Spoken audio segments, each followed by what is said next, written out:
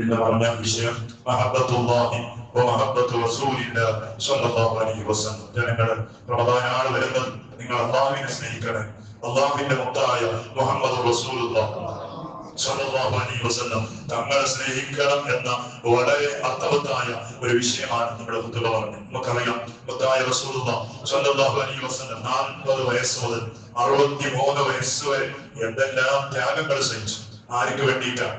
ഉമ്മത്തീങ്ങൾക്ക് വേണ്ടിയിട്ടാണ്. എന്തെല്ലാം ത്യാഗങ്ങൾ! സുബ്ഹാനല്ലാഹ്. ആ ത്യാഗങ്ങളൊക്കെ ഞാൻ സഹിക്കുമ്പോ എനിക്കെന്തിനാണ് ഈ ഉത്തരവാദിത്വം?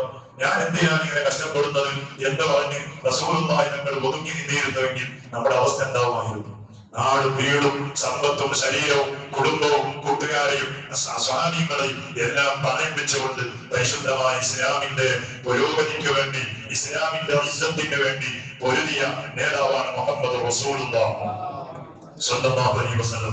ആ ഹബീബിനെ സ്നേഹിക്കുക, ആ ഹബീബ് പഠിപ്പിച്ച ശരീഅത്തിനെ സ്നേഹിക്കുക എന്നത് നമ്മുടെ കടപ്പാടാണ്. നമുക്കറിയാം അല്ലെ, ഇന്ന് നമ്മുടെ പള്ളിയും നമ്മുടെ മദ്രസയും ദീനീ സ്ഥാപനങ്ങളും ഇസ്ലാമിന്റെ എല്ലാ കാര്യങ്ങളും വളരെ അന്തസ്സോടെ നടന്നു പോകുന്നത് നമ്മുടെ വഖഫ് ബോർഡിന്റെ സഹായത്തോടു കൂടിയാണ്. ഇന്ന് ആ വഖഫ് മുസ്ലിമീങ്ങൾക്ക് അനുകൂലമായ ആ വലിയ ഒരു സമ്പത്ത് തന്നെ തട്ടിയെടുക്കാൻ അതിന്റെ ഓപ്പോസിറ്റ് ആയ ഒരു ബില്ല് ഇവിടെ നമ്മുടെ കേന്ദ്ര ഗവൺമെന്റ് പാസാക്കി. പക്ഷെ നമുക്കൊരു കൂശലുമില്ല, നമുക്കൊരു വേദാവില്ല, അതിനെക്കുറിച്ചൊരു അടക്കമില്ല, അതിനെക്കുറിച്ചുള്ള വിമർശിക്കുന്ന ഒരു വാക്ക് പോലും നമ്മുടെ ചുണ്ടുകളിൽ നിന്ന് വരുന്നില്ല. നമുക്ക് നമ്മുടെ സ്വത്ത്, നമ്മുടെ കുടുംബം, നമ്മുടെ പുരോഗതി ഇത് മാത്രം ചിന്തിക്കുകയാണ്. സുബ്ഹാനല്ലാഹ്. ചിന്തിക്കേണ്ട വിഷയമാണ്.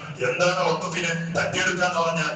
അല്ലാഹുവിന്റെ വഖഫ് ചെയ്ത ഭൂമിയെ ഇല്ലായ്മ ചെയ്യലാണ്. ഈ പള്ളി, നമ്മുടെ മദ്രസ, നമ്മുടെ ദീനീ സ്ഥാപനങ്ങൾ, ഇവിടെ മുസ്ലിമീങ്ങൾക്ക് അനുകൂലമായുള്ള എന്തൊക്കെ നിയമങ്ങളുണ്ടോ അത് മുഴുവനും ഇല്ലായ്മ ചെയ്യുക എന്ന ഏറ്റവും വലിയ പദ്ധതിയാണ് ഇസ്ലാമിന്റെ ശത്രുക്കൾ, നമ്മുടെ ഇന്ത്യയുടെ ഭരണകൂടം ഇവിടെ ചെയ്തുകൊണ്ടിരിക്കുന്നത്. പക്ഷേ നമുക്ക് അതിനെതിരായി ശബ്ദിക്കാൻ സമയമില്ല, അതിനെതിരെ പൊരുതാൻ സമയമില്ല. അതിനെതിരായി എന്തെങ്കിലും എന്നെ കൊണ്ട് അന്ന് ഹബീബായുധങ്ങൾ നമ്മുടെ കയ്യിൽ എത്തിച്ചതാണ് ശരീരത്താണ്. ഹബീബായുധങ്ങൾ കഷ്ടപ്പെട്ടുണ്ടാക്കി തന്ന ദീനാണ്. ആ ദീനിനെ ഇവിടെ ഇല്ലായ്മ ചെയ്യാൻ, ആ ദീനിനെ പൊടിക്കാൻ, ആ ദീനിന് മുസ്ലിമീങ്ങൾക്ക് അനുകൂലമായ കാര്യങ്ങൾ ഇവിടെ നിഷ്കാശനം ചെയ്യാൻ ശ്രമിച്ചുകൊണ്ടിരിക്കുമ്പോൾ സുബ്ഹാനല്ലാഹ്, നമ്മുടെ അവസ്ഥ എന്താ? നമ്മുടെ അവസ്ഥ എന്താ? ഏതെങ്കിലും ചില ആളുകൾ അതിൽ നിന്ന് ആരെങ്കിലും അതിനെതിരായി ശബ്ദിക്കുമ്പോൾ അതിന്റെ രാഷ്ട്രീയത്തിന്റെ ചായം കൊടുത്ത് മാറ്റിവെക്കുന്ന ആളുകളുണ്ട്. ചിന്തിക്കേണ്ട വിഷയമാണ്. ഇത് രാഷ്ട്രീയം നോക്കി പ്രവർത്തിക്കേണ്ട വിഷയമല്ല.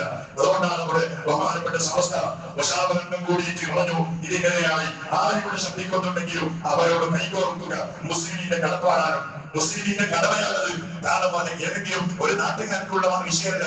നമ്മുടെ ഇന്ത്യയിൽ മഹാനായ വൈകുദ്ദീൻ റളിയല്ലാഹു 12 പള്ളികളാണ് മഹാന്മാരിവിടെ ഉണ്ടാക്കി വെച്ചു പോയത്. ഇന്ന് എത്ര പള്ളികളുണ്ട്?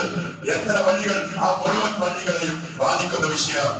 ഇവിടെ നമ്മുടെ മക്കൾക്ക് അറിവ് പഠിപ്പിക്കുന്ന മദ്രസകൾക്ക് ബാധിക്കുന്ന വിഷയമാണ്. അതിനെതിരായി ശബ്ദിക്കേണ്ടത്, അതിനെതിരായി ഓടേണ്ടത്, അതിനെതിരായി പച്ചകെട്ടി ഇറങ്ങേണ്ടത് ഒരു മുസ്ലിമിന്റെ കടപ്പാടാണ്, ബാധ്യതയാണ്. പക്ഷെ നാം അതിനൊന്നും അതിനോട് വിലവെക്കുന്നില്ല. എന്താ ഏതെങ്കിലും ഭൂകമ്പം വന്നാല് അത് അവിടെയല്ലേ? ഏതെങ്കിലും നാട്ടിൽ ബോംബ് പൊട്ടിയാൽ അത് അവിടെയല്ലേ? നോക്കണ്ട മുടക്കികള്. പിന്നെ നാളെ നമ്മുടെ ചന്തിന്റെ അടിക്ക് വെള്ളം വരും, നമ്മുടെ ചന്തിന്റെ അടിക്ക് വെള്ളം വരുമ്പോഴാണ് ഞങ്ങൾ ഉണരുന്നത്. ഇടയ്ക്ക് കൊറോണയ്ക്ക് മുമ്പ് അള്ളാഹു കൊറോണ കയറ്റിയതുകൊണ്ട് NRC പോലെയുള്ള മുസ്ലിമൊക്കെ ഇവിടെ ഇറങ്ങിയപ്പോ അന്നോ ആളുകളൊന്നും ഉണർന്നിരുന്നു. ഒരു ചെറിയ ബോധം, എല്ലാവരും തെരുവിലിറങ്ങി, എല്ലാവരും ശ്രദ്ധിച്ചു.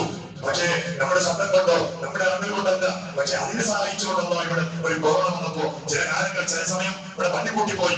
എന്നാലും ആ വലിയ ഒരു മുസ്ലിമത്ത് ഇവിടെ ഇല്ലാതെയായി. ലക്ഷക്കണക്കിനുള്ള മുസ്ലിമീങ്ങള് നാട് കടത്താനുള്ള പദ്ധതിയായിരുന്നു. അല്ലെ, നമ്മുടെ നാട്, നമ്മുടെ വീട്, നമ്മുടെ വിദ്യാഭ്യാസം അതൊക്കെ മുടക്കിയിട്ട് ഏതോ ഒരു രാജ്യത്തിലേക്ക് മുസ്ലിമീങ്ങളെ നാട് കടത്താനും ജയിലിട്ട് ശിക്ഷിക്കാനും ഉള്ള പദ്ധതിയായിരുന്നു. അന്ന് സഹായിച്ചു. കൊറോണ കൊണ്ട് എന്തായി? കൊറോണ വന്നിട്ടാണോ? അതിന് ശേഷം ആ കൊറോണന്റെ ചെറിയ ഒരു സമയത്ത് എന്തൊക്കെ ഞങ്ങൾ വരുത്തിയോ അതിന്റെ ബാക്കി സഹിതം അതിന്റെ പിന്നെയുള്ള ദിവസങ്ങളിൽ അതിന്റെ തെറ്റായ പ്രവർത്തനങ്ങൾ ഞങ്ങൾ ചെയ്തു കാണിച്ചു. എന്തെല്ലാം മുസീബത്ത്, എന്തെല്ലാം അനാചാരങ്ങൾ, കല്യാണത്തിന്റെ ചടങ്ങുകൾ അന്ന് വരെ ഇല്ലാത്തത്. ആളുകൾക്ക് വിചാരിച്ചതും മനുഷ്യൻ നന്നാവും. ആളുകൾക്ക് ചിന്തിച്ചത് തന്നെയാണ്. കൊറോണ വന്നില്ലേ, എല്ലാവരും പേടിച്ചില്ലേ, ഇനി മനുഷ്യൻ നന്നാവും, ഇനി മനുഷ്യന് നല്ലൊരു വഴിയിൽ സഞ്ചരിക്കും. പക്ഷേ അന്ന് വരെ ഇല്ലാത്ത അനാചാരങ്ങൾ മുഴുവനും ഇന്ന് നമ്മുടെ എല്ലാ ചടങ്ങുകളിലും വരാൻ തുടങ്ങി. കാരണം എന്താ? കാരണം ഹബീബായ തങ്ങളോടും അല്ലാഹുവിനോടും നമ്മുടെ കൽബിൽ മഹബ്ബത്ത് കുറഞ്ഞു പോയി എന്നതാണ്. നമ്മുടെ കൽബിൽ ഈമാനില്ലാതെയായി പോയി. അല്ലാഹുവിനെ സ്നേഹിക്കാൻ നമുക്ക് സമയമില്ല. ഇവിടെ ബുദ്ധ പറഞ്ഞു, ഓ മനുഷ്യ, നിന്റെ കണ്ണിനൊരു രോഗം വന്നു. അല്ലെ, രോഗം വന്നാൽ ആ കണ്ണിന്റെ രോഗം ഏതെങ്കിലും ഒരു വിദഗ്ധനായ ഡോക്ടറെ കാണിച്ച് ആ ഡോക്ടറുടെ മരുന്നുകൊണ്ട് നിന്റെ കണ്ണിന്റെ രോഗം സുഖപ്പെട്ടാൽ നീ എന്ത് ചെയ്യും? പിന്നെ ആ ഡോക്ടറാണ് നീ ഏറ്റവും സ്നേഹിക്കുന്ന ഒരു വ്യക്തി. ആളുകളോടൊക്കെ പറയും, അവന്റെ പരസ്യങ്ങൾ ഞങ്ങൾ ചെയ്യും. മറ്റൊരു തന്നെ കണ്ടുവരുന്ന വന്നാൽ ഞാൻ പറയും, ആരെയും കാണിക്കേണ്ട, ഓരോ കാണിച്ചാൽ മതി, നല്ല ഡോക്ടറാണ്, നല്ല ട്രീറ്റ്മെന്റ് ആണ്, നല്ല മരുന്നാണ് അല്ലേ. എന്റെ മനസ്സിൽ ആ ഡോക്ടറോട് മഹബത്ത് വന്നു. ഒരു കണ്ണൊരു ഉദാഹരണം മാത്രമാണ്. ഷുഗർ വന്നാലും പ്രഷർ വന്നാലും ഞരമ്പിന്റെ പ്രശ്നം വന്നാലും ഡിസ്കിന്റെ ബുദ്ധിമുട്ട് വന്നാലും നിനക്ക് സുഖപ്പെടുത്തിയ ഡോക്ടർ നിനക്ക് വലിയ ഇഷ്ടപ്പെട്ട ആളാകുന്നുണ്ടെങ്കിൽ ഉത്തമ ചോദിച്ചു, ഓ മനുഷ്യ, പിന്നെ എങ്ങനെയാ നിന്റെ അനാഥമായ കണ്ണ് തന്നെ നിന്റെ മുഖത്തിൽ സംവിധാനിച്ചു വെച്ച പടച്ചവൻ, ആ പടച്ചവൻ നിനക്ക് എത്ര സ്നേഹമുള്ളവനാകണം. കണ്ണിന്റെ രോഗം മനസ്സിലല്ലോ. പ്രസവിച്ച് വരുന്ന സമയത്ത് തന്നെ നമ്മുടെ മുഖത്തിൽ സുന്ദരമായ രണ്ട് കണ്ണുകൾ. ആ കുട്ടിയെ കാണുമ്പോൾ തന്നെ ഞങ്ങൾ കൊത്തു പിടിച്ചു, ഞങ്ങൾ ചേർത്ത് പിടിച്ചു, ഞങ്ങൾ ചുംബിച്ചു. എന്നാൽ പ്രസവിച്ചു വരുന്ന കുട്ടിയുടെ കണ്ണിന്റെ സ്ഥാനത്ത് വെറും ഇറച്ചി കെട്ട മാത്രമാണെങ്കിൽ നമ്മുടെ അവസ്ഥ എന്തായിരിക്കും? നമ്മുടെ മക്കൾ ആരോടത്തിൽ അന്ന് പഠിച്ചിരുന്നുവെങ്കിൽ എന്തായിരിക്കും നമ്മുടെ അവസ്ഥ? ചിന്തിച്ചിട്ടുണ്ടോ? ആരായൊക്കെയും സംവിധാനിച്ചത് അതല്ലേ?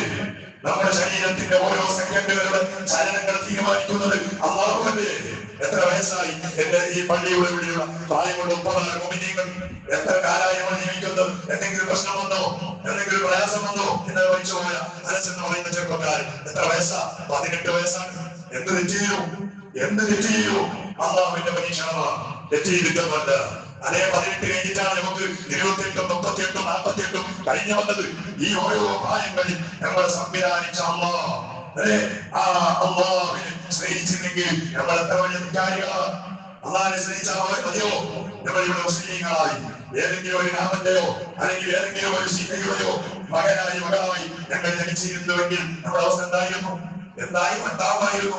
അൽഹംദുലില്ലാഹ്, നബിയായ തങ്ങളെ സ്നേഹിച്ച അശ്ഹദു അല്ലാ ഇലാഹ ഇല്ലല്ലാഹ് വ അശ്ഹദു അന്ന മുഹമ്മദ റസൂലുള്ളാഹ് എന്ന് വിശ്വസിച്ച ഒരു മുഹമ്മദിന്റെ, ഒരു ആമിനയുടെ അല്ലെങ്കിൽ ഒരു അബൂബക്കർ ഖദീജയുടെ മകനായി മകളായി ഞങ്ങൾ ജനിച്ചു വന്നപ്പോൾ അൽഹംദുലില്ലാഹ് ഞങ്ങൾ മുസ്ലിമാണ്. നമ്മൾ നിസ്കരിക്കുന്നു, റമദാൻ വരുമ്പോൾ സന്തോഷമാണ്. തറാവീഹ് നിസ്കരിക്കാനുണ്ടല്ലോ, ഖിയാമത്തിൽ പങ്കെടുക്കാനുണ്ടല്ലോ, സന്തോഷമാണ്. റമദാനിൽ ഖുർആൻ ഓതണ്ടേ, ദിക്ർ ചൊല്ലണ്ടേ, അതിനു വേണ്ടിയിട്ട് കാത്തിരിപ്പാൻ എന്തൊരു ഭാഗ്യം. ആഗ്രഹമുണ്ട്.